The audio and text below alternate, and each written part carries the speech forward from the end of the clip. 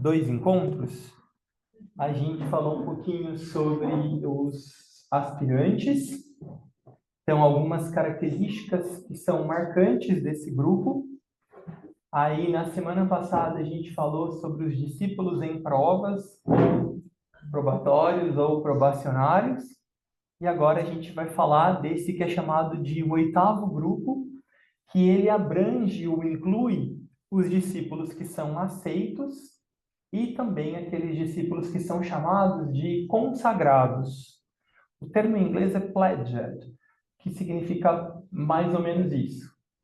Então, o que significa ser um discípulo aceito? Tecnicamente, um discípulo aceito é aquele que foi aceito dentro do ashram. Então, quando a gente fala assim, né, eu tenho uma alma de segundo raio, ou uma alma de quarto, ou uma alma de quinto, significa que nesse nível de atuação de consciência, a nossa alma trabalha em um desses ashrams. Se eu tenho uma alma de segundo raio, ela vai trabalhar no nível dela com o ashram de segundo raio. Então, ela vai estar ligada com os movimentos de educação, com os movimentos ligados à cura, ao restabelecimento. Se ela é uma alma de quarto raio, ela vai estar ligada aos movimentos artísticos ou num sub-raio de psicologia e autodesenvolvimento. Se ela for de quinto raio, ela vai estar buscando mais ciência, tecnologia e assim por diante. Então, um indivíduo que ele é chamado ou ele alcançou esse status de discípulo aceito, significa que no nível de alma ele trabalha já dentro do ashram. Então, ele já foi aceito pelo ashram, ele já foi aceito pelo seu mestre para trabalhar no seu ashram. E, então, isso já é uma conquista muito grande. Ele já é um braço do ashram aqui no planeta, em alguma medida que seja, né? E esse outro status, que é o de discípulo consagrado, é um pouco mais avançado ainda. É aquele discípulo que já está se treinando conscientemente para a terceira grande iniciação, que é aquela que na vida do Cristo é conhecida no momento em que ele sobe o monte e se transfigura, que é uma iniciação muito potente, onde a nossa mente se comunga com a mente de Deus. Então a gente passa a ter clareza mesmo de qual é o plano, não só para você, mas também para o seu grupo e para a humanidade. Então é algo bastante avançado. É nesse ponto de consciência que a gente diz que não há distorções mais, que o indivíduo já é uma expressão potente de alto calibre aqui no nosso plano. Então, passou aqui, ó, já está muito, ó, um beijo, está muito bem já. Mas é só deixar que as coisas aconteçam e cada vez mais se trabalhar. Mas é importante a gente perceber algumas características, porque como o nosso desenvolvimento ele é meio misturado, a gente vai perceber que talvez a gente tenha características dos aspirantes ainda, a gente vai perceber que a gente talvez tenha características dos probatórios, e a gente vai ver que talvez também a gente tenha algumas características dos discípulos aceitos. Então, uma vez que a gente as reconheça, aí a gente já pode mais conscientemente procurar fazê-las nutrir. E aquelas outras características que a gente ainda identifica como sendo obstáculos ou bloqueios para uma expressão mais ampla, aí essas devem ter o nosso olhar também, para que a gente possa deixar de alimentá-las. E aí, então, quando uma coisa mingua, a outra cresce. Né? Então, nosso objetivo, ao estudar esses três grupos ou três etapas evolutivas, não é também a gente ficar tentando apenas se perceber, eu sou esse, eu sou aquele, o fulano é esse. Não, não é sobre isso. É sobre a gente tentar reconhecer em nós quais são as características que eu posso fazer crescer e quais são aquelas que eu devo deixar morrer. Tudo bem? Então, vamos lá.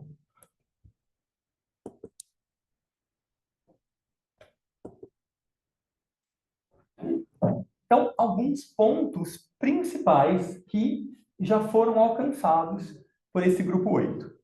Menos ênfase nas experiências místicas, assim como menos acúmulo de conhecimento esotérico ou espiritual. Então, o que que é isso, Paulo? Ele não está muito mais preocupado em grandes experiências, em buscar certos tipos de contatos ou fantasias. Isso ele já fez no decorrer do caminho dele. E também ele não está tão preocupado com o acúmulo de conhecimento.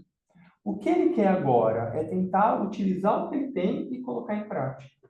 Claro que, com o passar do tempo, a gente vai, né? Tibetano fala que a gente precisa ter aquele tripé, né? Meditação, estudo e serviço. Então, óbvio, o estudo vai fazer parte, tem bastante coisa para a gente ainda se aprimorar, para a gente conhecer, para a gente se desenvolver, mas a ênfase não é em ganho de conhecimento, não é em se tornar mais erudito, não é em querer ser mais sabido, é querer ser mais sábio, né? Então é querer se aprofundar naquilo que ele já conhece e entender o conhecimento como ponte para o acesso à alma. Diferentes dos probatórios que estão centralizados aqui no centro da garganta, lembra que a gente falava de uma das iniciações que ocorre a transição da energia do sacro para o laríngeo. Então, o probatório ele já está vibrando bastante no laríngeo. E ele vai produzir formas de pensamento através de estudo, ele vai criar, ele vai querer conhecer. Aqui isso já foi estabilizado, porque um discípulo aceito, ele já passou pela segunda grande iniciação, que transfere as energias do plexo para o coração. Então, ele já acessa, numa medida mais potente, a mente divina. Não ainda de forma sem distorções, límpida, isso vai ser alcançado mais para frente. Mas ele já tem acesso àquela mente do coração, que a gente fala, né? Pense com o coração. Não é com o sentimentalismo, é com esse chakra que ele faz a ponte entre mente e emoção. Ele já tem isso sustentado, estabelecido, ele não está mais buscando erudição ou conhecimento. Porque o que ele alcançou já, porque ele precisa fazer, já está muito bom. Então, por quê, né? Portanto, seus intelectos são altamente estimulados e, ao mesmo tempo, misturam as energias criativas com a propensão do centro sacro para o prazer. Isso aqui é o probatório, tá? O que que acontece quando ele ainda está vivendo essa mistura? Isso cria uma necessidade quase sedutora de experiências espirituais, que abram a mente e satisfaçam a necessidade da mente de explorar um novo reino. Então, o discípulo em provas, como ele está nesse processo ainda de transição, a ênfase maior está aqui, no conhecimento. Mas ele tem também a energia do sacro, está fazendo a transição. Demora algumas encarnações. Então, o que que acontece? Ele tem essa busca por um prazer que ele obtém através do conhecimento. Então, o discípulo aceito do oitavo grupo, ele já estabilizou isso. Então, ele não vai ter mais essa busca, né? Vai acontecer, mas é um processo mais sereno, vamos dizer assim. Agora está ocorrendo uma nova mudança do centro do plexo para o coração. O centro do plexo está associado ao poder e cria ainda divisões. Por quê? Porque o plexo tem a ver com autoafirmação, tem a ver ainda com autoexpressão. Então, à medida que isso é muito presente no grupo 6 também, do aspirante que a gente viu. Então, à medida em que ele busca o reconhecimento, que ele busca um papel de destaque, isso naturalmente provoca divisão. Né? Por um lado, vai ser importante para ele, porque ele vai trabalhar essa autoafirmação, mas quando ele faz isso, porque é uma necessidade que ele está se colocando num patamar superior aos dos outros. Então, não existe um trabalho grupo consciente. Existe um trabalho de hierarquia, né? De poder, de dominação, que é bastante diferente do que é alcançado aqui nessa etapa. Essa etapa já tem a ver com esse indivíduo já buscar inspirar a autoconsciência e a interdependência. Então, é buscar que cada um do seu grupo reconheça o seu papel com a mesma relevância que o dele. Né? Ele não se coloca no papel de destaque, porque ele sabe que isso é ilusão. Ele sabe que só existe, de fato, um grupo que possa vir a ser utilizado pela hierarquia se esse grupo for consciente. Se cada indivíduo tiver na sua melhor versão. Senão a hierarquia não utiliza. A hierarquia pode até inspirar esse indivíduo à medida que ele vai alcançando algum tipo de conexão, mas ainda é um calibre bem mais baixo, porque a experiência vai estar ainda centrada nele, e não centrada naquilo que o grupo pode vir a manifestar. Então, isso é importante sempre da gente lembrar, né? Um grupo de indivíduos que não são autoconscientes e grupo conscientes não é utilizado pela hierarquia, tá? Conscientemente falando. Claro que pode ter a inspiração de alguns seres, porque, óbvio, tem uma série de seres que são auxiliares invisíveis, amorosos, que vão estar em todos os lugares onde haja uma possibilidade de expansão de consciência, eles vão estar ali, inspirando, que é o que a gente conhece, né? De toda essa espiritualidade que a gente vê em todos os lugares, em todos os templos, em todas as religiões. Mas é importante a gente saber, uma coisa é uma coisa, outra coisa é outra coisa, tá? Inspiração hierárquica, axâmica, só acontece quando o grupo é consciente. Mas o grupo inteiro tem que ser. Pô, se um não for. Se um não for, mas ele pertence ao grupo, ele vai ser abarcado pela força do grupo e ele vai ser inspirado a também se desenvolver.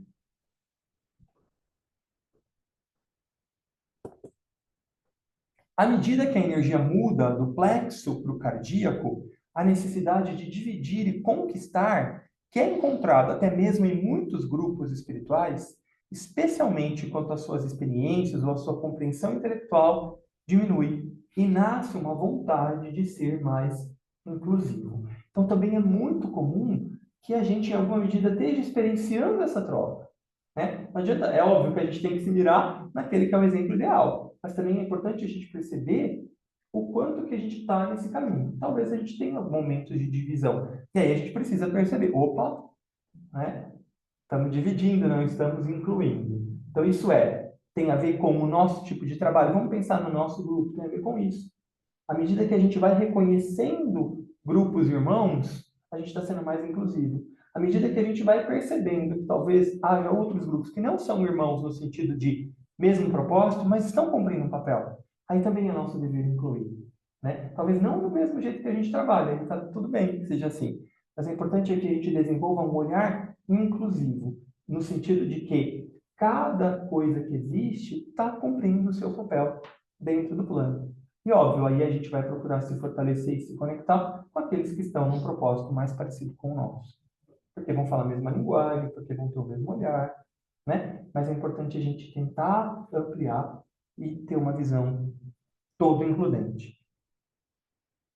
Vista pela primeira vez com os aspirantes e combinada com a consciência espiritual inteligente que cresce nos probatórios, agora se transforma em amor inteligente. Isso ocorre independente da composição de raio que você esteja. Então, independente se o indivíduo tem raio 1 de alma, raio 2, raio 3, esse processo de desenvolvimento de consciência, né? Então, vá lá, né? Primeira vez ele tem uma aspiração. Ele quer trabalhar para os grandes seres, ele se reconhece dentro do todo. E isso pode ser qualquer religião, né? Aí, conforme ele vai no caminho probacionário, que é aquele caminho onde as qualidades espirituais vão sendo desenvolvidas através de crises sucessivas, isso chega numa compreensão que é ao mesmo tempo amorosa e inteligente nesse grupo. Então, de certa forma, esse grupo é um cume, é um ponto culminante dentro de uma esfera mais baixa, né, de desenvolvimento. Depois existem outros, óbvio, mas essa é uma experiência culminante. Os indivíduos da linha par, ou seja, que tenham raios 2, 4 e 6, têm mais facilidade nessa etapa. Por quê?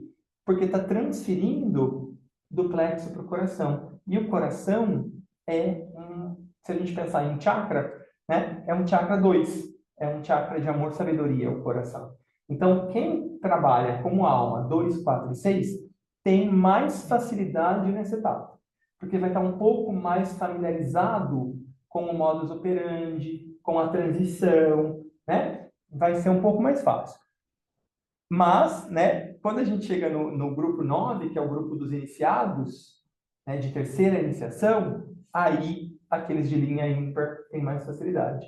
1, 3, 5, 7, porque eles são mais mentais, são mais práticos, né, tem uma ação mais assertiva, mais certeira. Então, aí, só para a gente saber, todo mundo vai alcançar, mas existem algumas maiores facilidades em um e no outro. Então, qual que é a tarefa imediata do grupo 8 ou daqueles que estão buscando esse grupo? Amar como os grandes requer meios hábeis, e aqui está a lição, para que possam servir e amar de maneira mais inteligente. Eles também estão se tornando mais práticos, capazes de discernir o seu dharma ou propósito e entregá-lo de uma forma não egoísta, para que possam servir ao bem maior de acordo com as habilidades que possuem, ou seja, autoconhecimento. Então, é perceber com mais clareza qual que é meu ramo de atuação, onde eu posso servir. Por isso que a gente estudou, né? Qual que é meu raio de alma? Qual que é meu raio de personalidade? A gente vai começar um estudo novo agora, lá no Alma Sagrada, para a gente refinar isso, para a gente tentar perceber com mais clareza por quê? Porque a partir do autoconhecimento, de eu perceber quais são as energias que estão atuando através de mim, eu posso trabalhar mais cooperativamente para a expressão do meu Dharma. Porque se a minha alma escolher um determinado raio, tanto como alma como personalidade, concorda que é a partir de um propósito que ela tinha? Então, se a gente vai conhecendo como uma cebola, de fora para dentro, é mais fácil a gente acessar esse propósito. E aí, então, a gente pode mais conscientemente trabalhar por esse propósito, ou por esse Dharma, usando a palavra indiana. Então, aqui, a gente chama, um dos nomes para isso, é místico prático. Então, por exemplo, se o indivíduo tem uma linha 2, 4 e 6, ele vai ter misticismo em alguma medida. Não adianta, porque isso faz parte da forma dele se expressar, de se relacionar com a espiritualidade. Então, ele vai buscar experiências místicas. Só que ele é prático agora. Ele tem a experiência, mas ele sabe o para que ela serve. Então, ele vai colocar o seu olhar. Não importa de qual experiência ele tenha, talvez ele vá ter, porque é a expressão da alma dele, mas ele vai direcionar. Não é a experiência pela experiência. É a experiência para um determinado fim. Então, o olhar dele passa a ser mais pragmático, passa a ser um olhar mais de trabalhar para o próprio Dharma. Então, ele tem objetivos mais claros, ele não se dispersa tanto, ele é mais focado. Tá? 2, 4, 6 da personalidade. Ou da alma. Ou da alma. E é mais de alma, Tati. Nesse ponto, a alma já ganhou o braço de ferro, que a gente brinca. Né? Já, a personalidade começa já a servir a alma.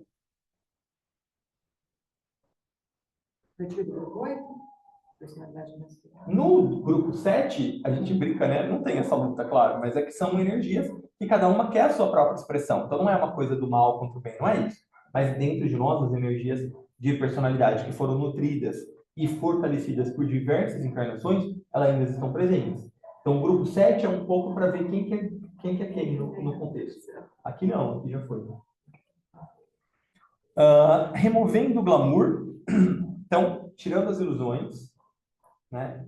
Começando a enxergar as coisas como elas são, limpando a mente crítica e cultivando a mente do coração, ou a mente que é ao mesmo tempo amorosa e inteligente. Esse é o trabalho do grupo 8. E aí, a gente vai ver mais para frente, aqui na apresentação, o tibetano transmite um livro para Alice Bailey que se chama Um Tratado de Magia Branca. E esse livro é conhecido também como Manual do Discípulo. O tibetano diz que esse livro ele foi feito para que possa ajudar os indivíduos probacionários a, numa encarnação, alcançarem esse ponto de evolução. Então, essa transição do probacionário para o aceito, a chave contida para esse trabalho está nesse livro e também em um outro livro que a Bailey escreveu, que se chama Luz da Alma, que é baseado nos aforismos milenares de Patanjali, que foi um sábio indiano. São os aforismos de yoga.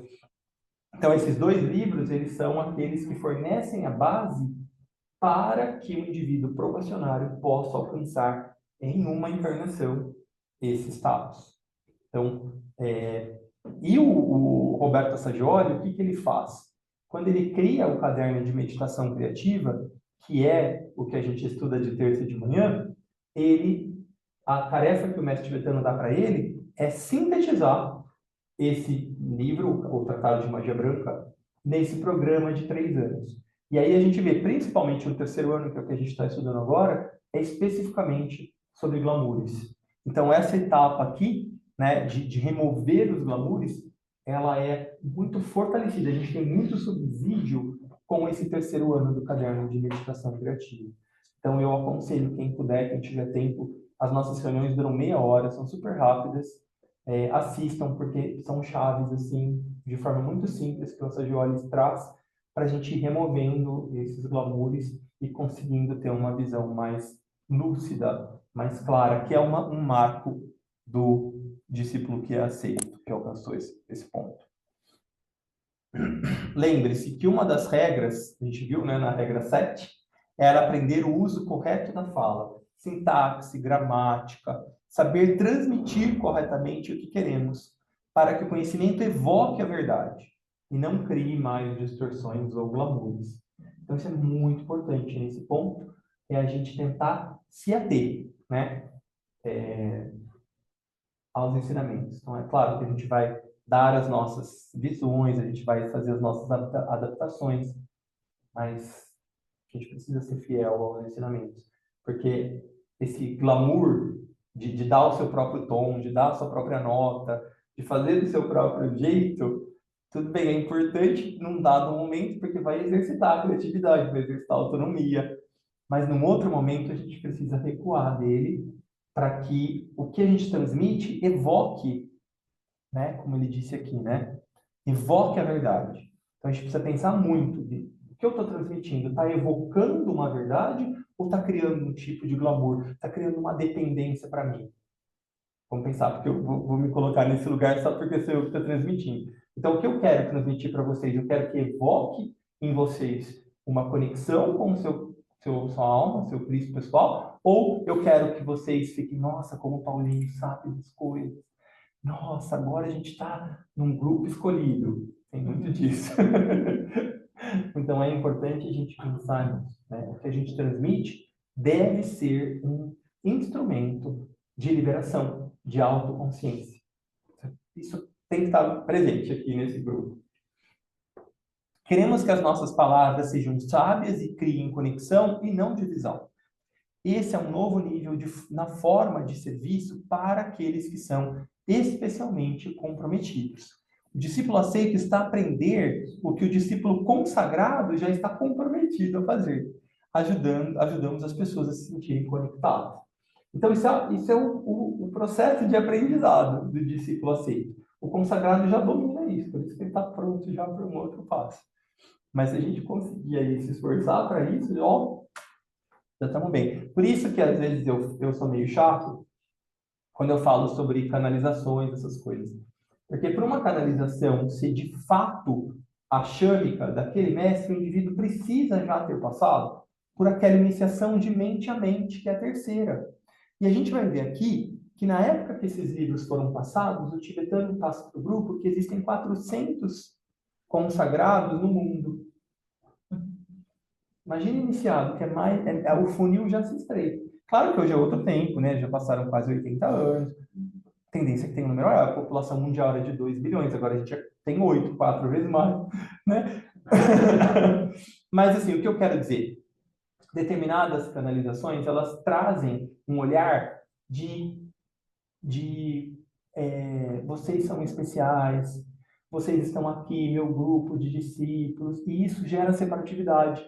É gostoso porque conforta a gente, traz um calorzinho, o mestre está me vendo, ele está me dando uma bênção, mas é muito importante a gente perceber, aprofunda o seu olhar.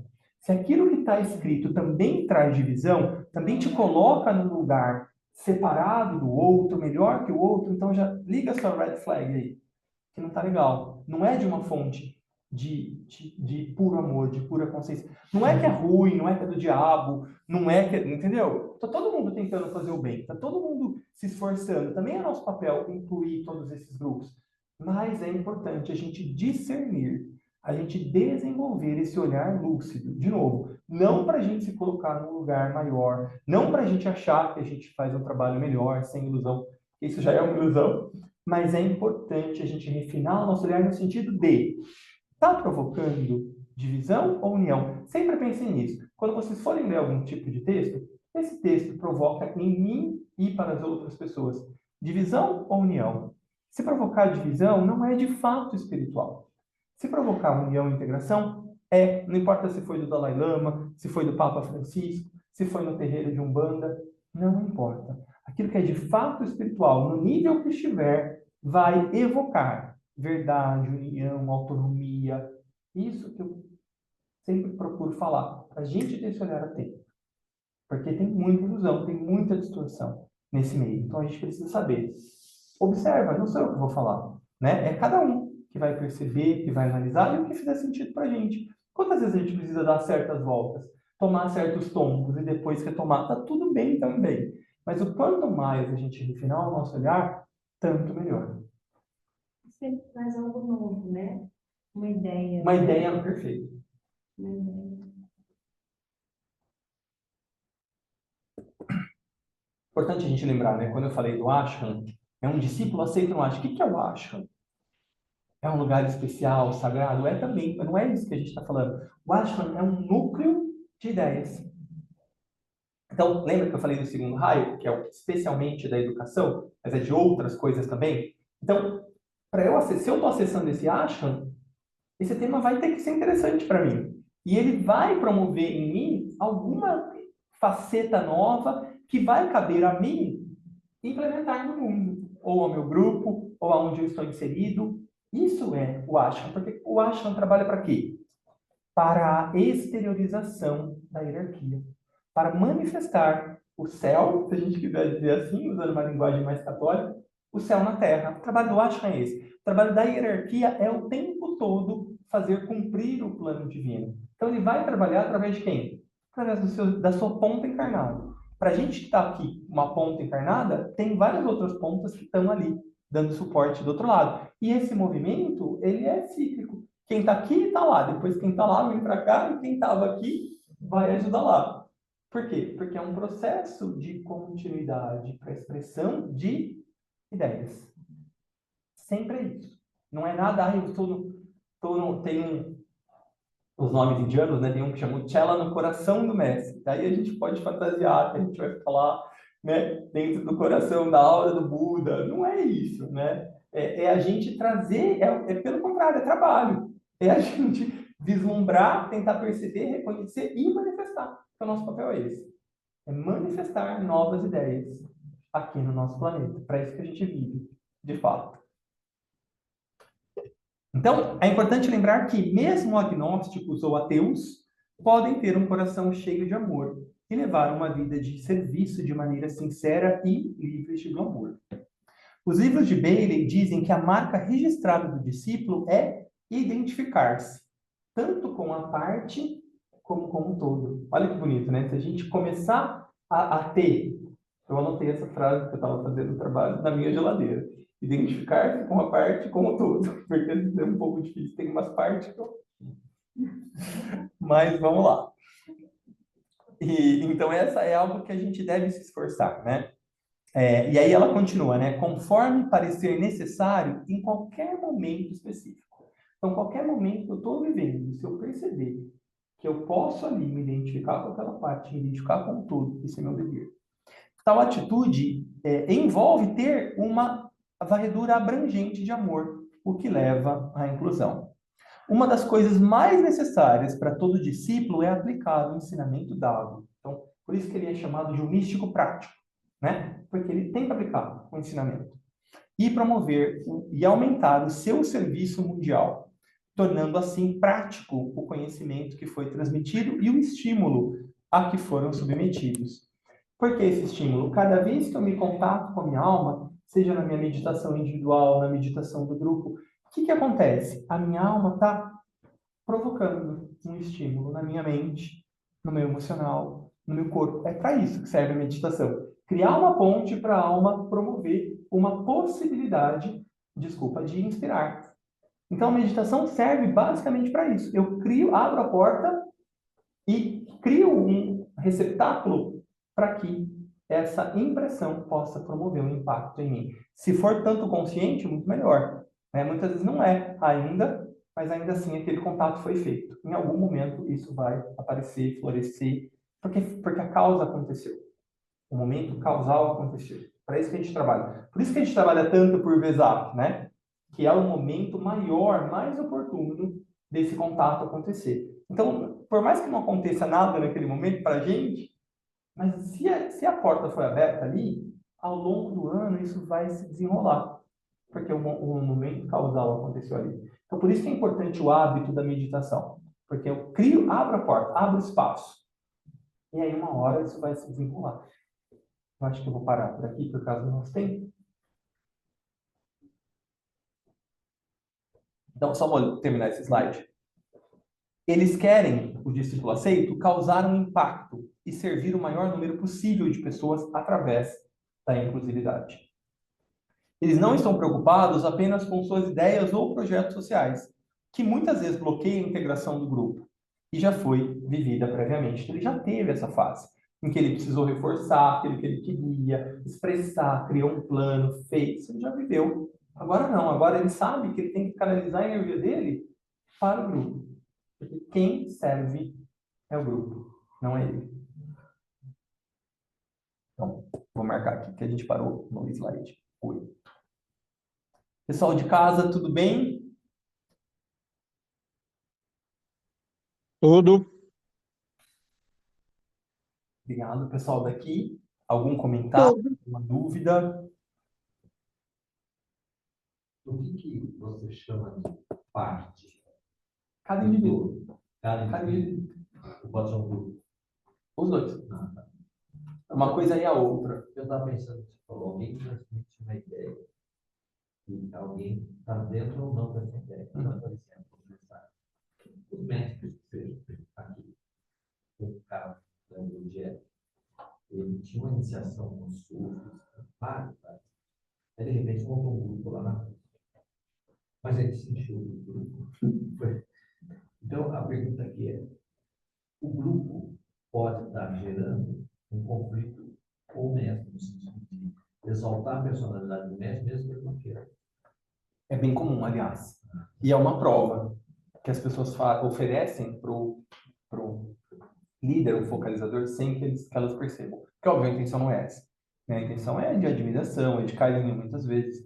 É de confiança, mas é uma prova que é oferecida, porque ele tem que conviver com isso, e isso naturalmente vai, talvez, promover mesmo, né, certas dificuldades para ele. Ou se ele estiver bem liberto disso, não, mas ele também vai falar, ó, pessoal, vamos focar não em mim, mas no trabalho que a gente tem que fazer. É o que aconteceu com o Osho, né? Mais ou menos. Ao contrário. Eu acho que ele parece, é difícil a gente julgar, né? Mas parece que ele foi um pouco seduzido por isso. Né? Mas quem somos nós para julgar, né? É mais ou menos o que aconteceu com o Krishnamurti, né? Mas O Krishnamurti não é? foi muito forte Mas ele conseguiu. e se identificou disso. Então, é incrível. Olha o perigo Isso, né? olha o perigo das distorções, quando a gente fala de indivíduos que não têm iniciações tão elevadas. O Leadbeater, ele sempre foi conhecido como um místico, mas nunca foi aceito no grupo interno da Blavatsky, porque ela dizia que ele não tinha as iniciações maiores. Só que quando ela morre, ela era uma grande vidente, tinha contado os mestres, materializava, e ela deixou uma pessoa muito qualificada, que era a Nibessan, à frente disso. Só que a Nibessan não tinha esse contato. E talvez ela tenha pensado que ela precisasse desse tipo de contato, mas ela não precisava. E era diferente mesmo. Exatamente. Né? E aí ela chama ele para ser o parceiro dela, porque ele era muito conhecido, vidente. E ele, de fato, tem livros muito interessantes. Ele escreveu Auxiliares Invisíveis, é um livro bacana de ler. O Formas Pensamento é um livro muito bacana de ler. Então, não é também porque a pessoa teve um desvio que a gente vai, né? Desvio nós temos o tempo todo, né? Então, vamos pôr a nossa sandalinha da humildade. Mas, por outro lado, ele tinha essa evidência, mas a Blavatsky já dizia, ele vive no astral. Então, o que acontece? Ele está lá na Índia e ele avista um menino e ele disse que foi a aura mais linda que ele já tinha visto. E ele viu o Cristo, até arrepiado. Ele viu o Cristo, o Sr. Maitreya, com aquele menino. Só que o que ele achou? Naquele êxtase, naquela visão que ele teve? Que o menino era o próprio Cristo. E aí começou. Trouxe ele para morar lá e faz todo um circo em cima disso. E chega num dado momento que o Krishnamurti fala, não, eu não sou essa pessoa.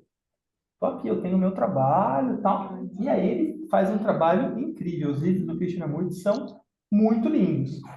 Só que ele se dissocia desse culto à personalidade dele. No fim das contas, era sobre isso. Ele foi muito corajoso.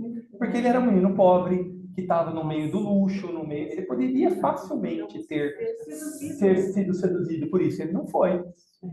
E o tibetano fala depois que o Leadbeater, obviamente, o Krishnamurti, obviamente, não era o Cristo, mas que ele tinha uma conexão e o trabalho axâmico dele tinha muito a ver com a preparação para o reaparecimento do Cristo. Então, olha, isso estava lá. Então, o que o Leadbeater viu não era de todo errado, só que era distorcido, porque não tinha ainda essa iniciação, não tinha esse refinamento mental. Porque, por exemplo, a Blavatsky, ela tinha essa visão toda dela, era mental.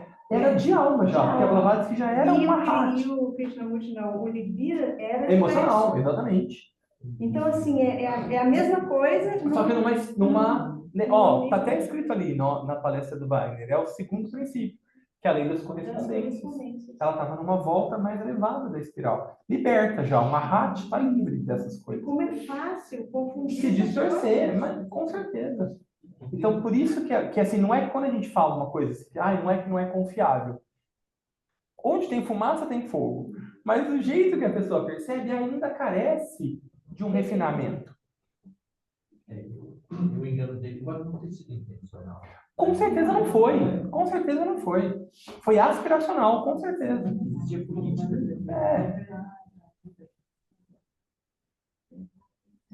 Tem que ficar sempre atento. Aí eu escutei. Ai, ai. Para a gravação aqui.